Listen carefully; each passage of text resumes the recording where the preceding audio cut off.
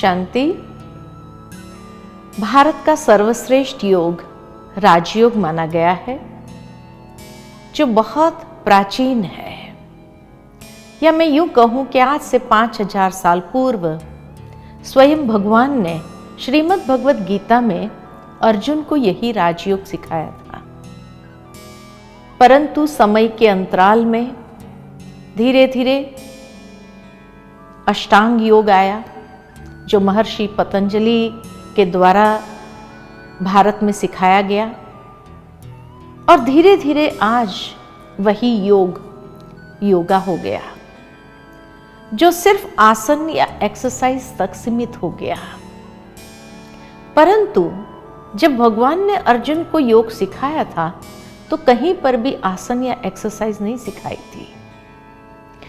इसीलिए योग शब्द का अर्थ बहुत गहरा है। योग संस्कृत के युज धातु से बना हुआ यह शब्द है, जिसका मतलब है जोड़ या संबंध या मिलन।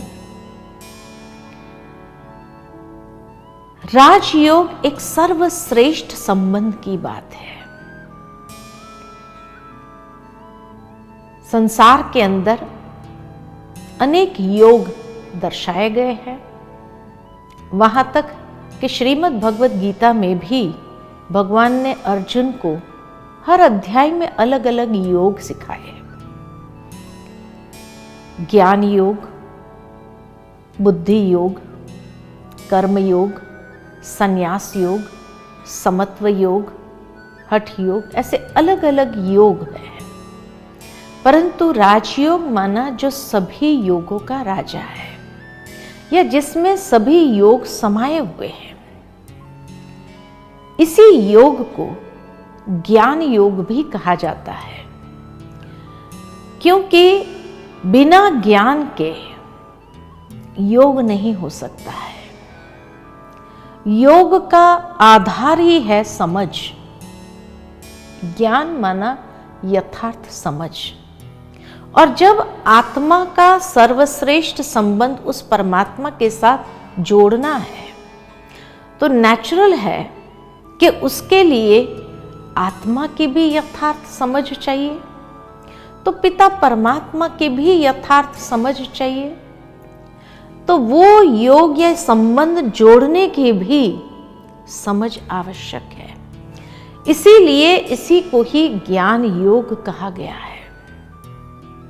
अर्थात कि मनुष्य की योग करते समय चित्त वृत्तियां कैसी होनी चाहिए, उसकी भावनाएं कैसी होनी चाहिए, उसकी मानसिकता कैसी होनी चाहिए, ये हर बात की समझ आध्यात्मिक ज्ञान हमें प्रदान करता है। इसीलिए ये आध्यात्मिक ज्ञान के बिना योग संभव नहीं है। तभी इसी को ही ज्ञान योग भी कहा गया। साथ ही साथ इसको बुद्धि योग भी कहा जाता है, क्योंकि आज मनुष्य की बुद्धि सबसे ज्यादा विचलित है।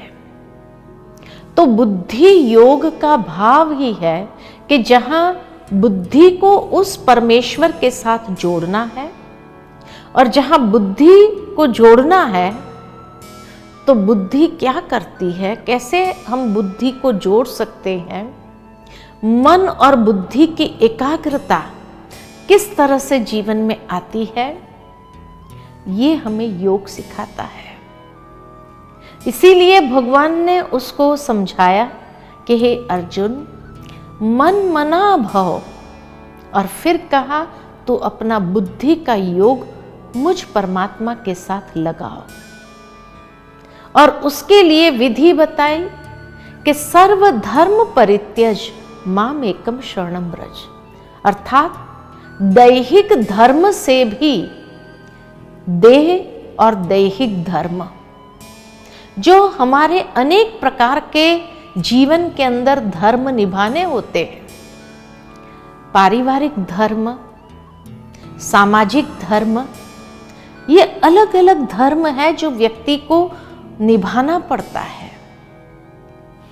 तो सर्व धर्म को परित्यज, अर्थात देह सहित देह के सर्व संबंधों को भूल तू अपने बुद्धि के योग मुझ परमात्मा में लगा। और वहीं पर अर्जुन का एक सवाल भगवान से था कि हे प्रभु, ये मनुष्य की बुद्धि इतनी विचलित क्यों हो जाती है। तब दूसरे अध्याय में भगवान ने यही बात समझाई कि हे अर्जुन, जब मनुष्य की बुद्धि अनेक प्रकार के विषयों का चिंतन करती है तो विषयों में आसक्त हो जाती है। आसक्ति से कामना उत्पन्न होती है और ये कामना पूर्ण न होने पर क्रोध की उत्पत्ति होती है।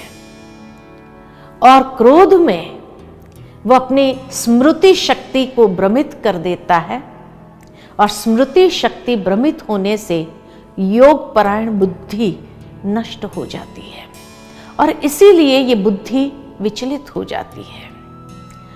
बाहर के दृश्य, अनेक प्रकार के विषय वासनाएं, अनेक प्रकार की कामनाएं, आसक्तियां, यही तो मनुष्य की बुद्धि को विचलित करने वाली है। इसीलिए बार बार बुद्धि को एकाग्र करने के लिए अर्जुन को समझाया गया। यानी हम सब अर्जुन को भी ईश्वर का यही संदेश है कि तुम अपने बुद्धि के योग को मुझ में एकाग्र कर, तो मन मना भव, यानी मन भी सहज ईश्वर में लग जाएगा। इसीलिए इसको बुद्धि योग के बुद्धि को वश करने की विधि परमात्मा ने समझाई है। तीसरा, इसी को ही कर्म योग भी कहा जाता है, क्योंकि ये योग करने लिए हमें कोई कर्म का त्याग नहीं करना पड़ता है, परंतु यथार्थ कर्म योग का मतलब है कि कर्म करते हुए मनुष्य की मानसिकता बहुत श्रेष्ठ अर्थात आत्मस्मृति में स्थित होनी चाहिए। गीता में भगवान ने अर्जुन को स्वधर्म का परिचय दिया, अर्थात जो गुण धर्म है, आत्मा के 7 गुण बताए, वो 7 गुणों का स्वरूप बनना और उसमें मन और बुद्धि को एकाग्र करते हुए हर कर्म करना। तो कर्म योग का मतलब है कर्म छोड़ना नहीं है, लेकिन उस कर्म करते समय जो हमारी आसक्तियां हैं या जो फल की इच्छा रखते हैं, तो मनुष्य जब आत्मस्मृति में स्थित होकर के हर कर्म को कर्तव्य समझते हुए करेगा तो जैसे न्यारा और प्यारा हो जाता है। कमल के समान निर्लिप्त जीवन उसका रहता है। वो कर्म उसको बांधने वाले नहीं होते हैं, लेकिन वही आत्म स्वरूप में स्थित होकर जब श्रेष्ठ कर्म का आचरण करता है तो वो कर्म उसको अनेक प्रकार के कर्म बंधनों से मुक्त करने वाला होता है। इसीलिए इसी को ही यथार्थ कर्म योग भी कहा गया। साथ ही साथ अगर देखें तो इसी को ही संन्यास योग भी बताया है। संन्यास माना कोई चीज वस्तुओं के संन्यास करने की बात नहीं है, लेकिन आज मनुष्य जीवन के अंदर अगर प्रैक्टिकल देखा जाए तो अनेक प्रकार की बुराइयों के विषयों के कुचक्र में आ गया है। आज कोई व्यक्ति सब कुछ छोड़ करके जंगल में भी चला जाए, परंतु वहां भी उसको ये बातें याद आती रहे तो संन्यास नहीं है।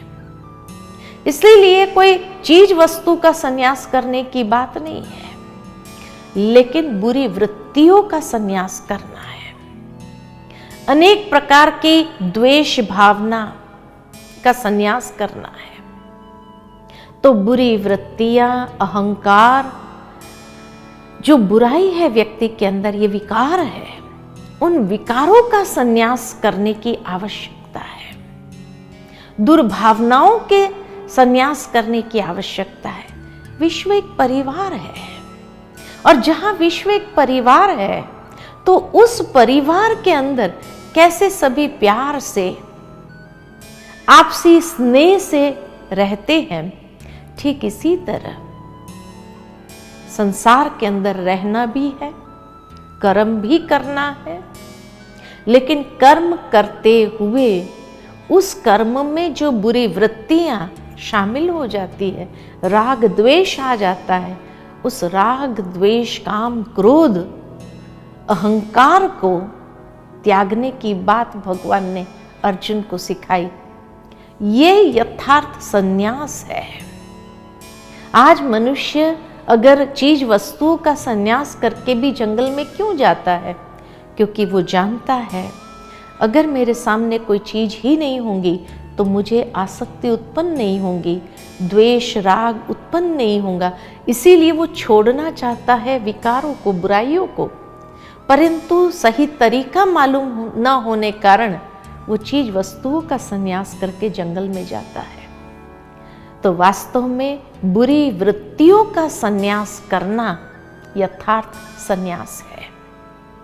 इसी योग को समत्व योग भी कहा जाता है, क्योंकि योग माना ही बैलेंस, जो हमारे जीवन के अंदर, आचरण के अंदर बैलेंस सिखाता है।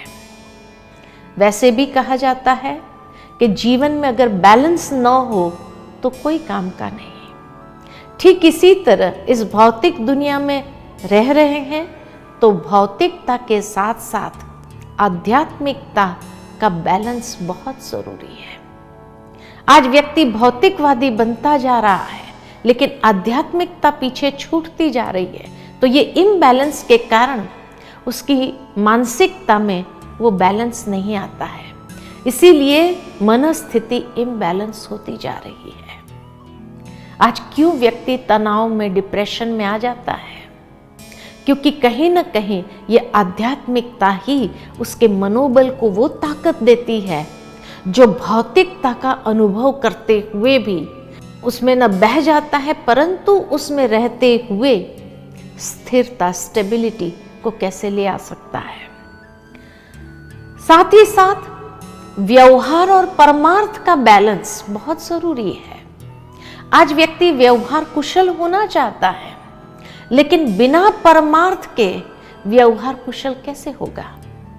इसीलिए इन दोनों का बैलेंस बहुत जरूरी है कि व्यवहारिक कुशलता अगर उसको चाहिए तो परमार्थ को साथ में लेकर चलना होगा, तब ये बैलेंस से चल सकेगा और व्यवहारिक कुशलता उसके जीवन में आएगी। तो समत्व योग यानी बैलेंस जीवन में बहुत आवश्यक है। उसके साथ साथ इसी योग को भक्ति योग भी कहा गया है। भक्ति योग का मतलब क्या है? यह नहीं कि मैं रोज पूजा पाठ करती रहूं, भगवान की आरती करती रहूं, इसी को ही भक्ति नहीं कहा गया है। लेकिन अगर हम प्रैक्टिकल देखें तो मीराबाई की एक भक्ति थी जो आज भी लोग याद करते हैं, और आज के मनुष्य की एक भक्ति है। दोनों भक्ति में कोई अंतर महसूस होता है? बहुत बड़ा अंतर है। तो मीराबाई की भक्ति में ऐसा क्या था जो आज के मनुष्य की भक्ति में नहीं है? तो यही कहेंगे कि मीराबाई की भक्ति में जो था वो ईश्वर के प्रति अथाह प्रेम था, और उस प्रेम में वो दीवानी हो जाती थी, सब कुछ भूल जाती थी।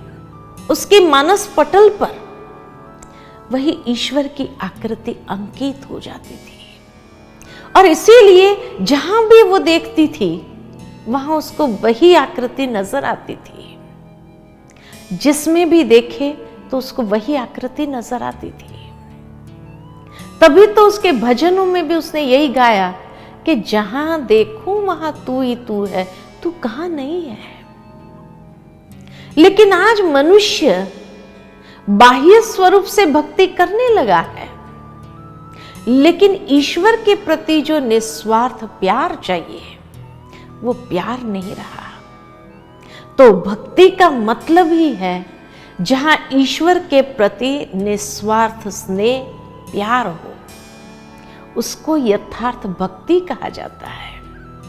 तो ये योग भक्ति योग भी है, क्योंकि ईश्वर के साथ का संबंध योग तभी हो सकता है जब आत्मा में भी इतना ईश्वर के प्रति अथाह प्यार हो, अनन्य भाव हो।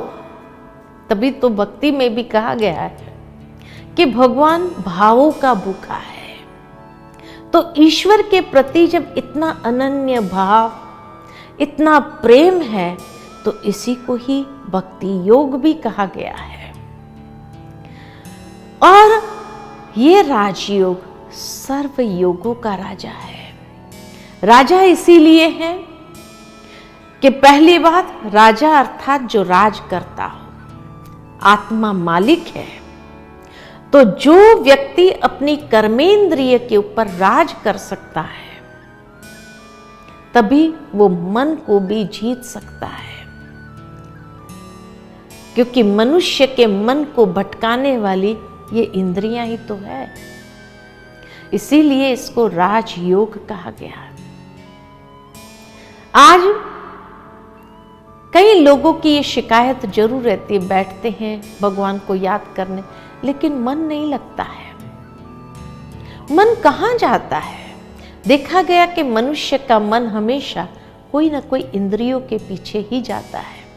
कोई दृश्य देख लिए उसके पीछे चला जाता है, कि ध्यान करने बैठते समय वो दृश्य याद आ जाता है। कानों द्वारा कोई बात सुन ली, तो जब ध्यान करने बैठते हैं तो वो बात याद आ जाती है। मुख द्वारा ऐसी कोई बात कह दी, ध्यान करने बैठते समय वो बात याद आ जाती है कि मुझे उसको ऐसा नहीं भूलना चाहिए था। पश्चाताप करता है, रिग्रेट करता है। कोई माँ ने बच्चे को थप्पड़ मार दी, बाद में पछताती है, भगवान के सामने बैठती है तो बार बार उसके मन में यही बात आता है, नाहक मार दिया। तो मनुष्य के मन को भटकाने वाली ये इंद्रियां हैं। इसीलिए जिन्होंने इंद्रियों पर राज्य किया, वो मन को भी सहज वश कर सकता है, और तभी वो मन को ईश्वर में एकाग्र कर सकता है। इसीलिए इसको राजयोग कहा। तो राजयोग में सभी योग समाये हुए हैं। ज्ञान योग भी है कि राजयोग बिना समझ के नहीं कर सकते हैं। बुद्धि और मन को जोड़ने की बात है। यथार्थ स्वधर्म के आधार पर कर्म करते हुए मन की भावनाओं के अंदर श्रेष्ठ भाव समाया हुआ हो, जो बांधने वाला न हो लेकिन मुक्त करने वाला हो, तो श्रेष्ठ भावनाएं, श्रेष्ठ कामनाएं समाई हुई हो। साथ ही साथ इसको संन्यास योग भी कहा गया है, क्योंकि बुरी वृत्तियों के संन्यास करने की बात है, चीज वस्तुओं की नहीं। और जिस योग के द्वारा हमारे जीवन में बैलेंस आता है, और बैलेंस के साथ साथ भक्ति योग यानी ईश्वर के प्रति अथाह प्यार, अनन्य भाव जब हमारे अंदर उत्पन्न होता है, तब हमारा मन सहजता से उस ईश्वर में लग सकता है। तो राजयोग सभी योगों का राजा है। ये राजयोग कैसे करना है, उसका आधार और विधि क्या है, उस बात को हम देखेंगे अगले एपिसोड में। लेकिन इतना जरूर समझ लेते हैं कि जब भी कोई साधना करने बैठता है, तो यथार्थ साधना करने के लिए 3 बातें बहुत जरूरी है। सबसे पहली बात, साधक चाहिए। दूसरा, साध्य चाहिए। और तीसरा, साधन चाहिए। जब ये तीनों चीज है तो साधना यथार्थ होने लगती है। तो राजयोग की भी एक साधना है, और वो साधना को प्रैक्टिकल लाने के लिए, करने के लिए भी साधक हम स्वयं हैं। साध्य वो परमात्मा है, और साधन है हमारा मन। तो यथार्थ साधना के लिए आधार और विधि क्या है, उसको हम आगे के एपिसोड्स में देखेंगे कि जीवन के अंदर हमारी साधना फलीभूत कैसे होती है, जीवन में किस तरह यथार्थ विधि अपनाने की आवश्यकता है, तब वो योग सहज हो जाता है, मुश्किल नहीं लगता है। वैसे भी हम सभी ने आत्मा का यथार्थ परिचय कि आत्मा सतोगुण स्वरूप है, तो साधक सतोगुण स्वरूप है। साध्य परमात्मा कौन है, ताकि मन हमारा भटके नहीं, किस में लगाऊं, क्या लगाऊं, कहाँ लगाऊं, लेकिन परमात्मा का भी दिव्य स्वरूप, जैसे मैं आत्मा ज्योति स्वरूप हूं, तो मेरा पिता परमात्मा भी दिव्य ज्योति स्वरूप है। तो उस ज्योति स्वरूप बन करके उस ज्योति को याद करना और मन के अंदर श्रेष्ठ संकल्पों का निर्माण करना, तभी उस मन की शक्ति से हम ईश्वर के साथ अपने बुद्धि के योग को जोड़ सकते हैं।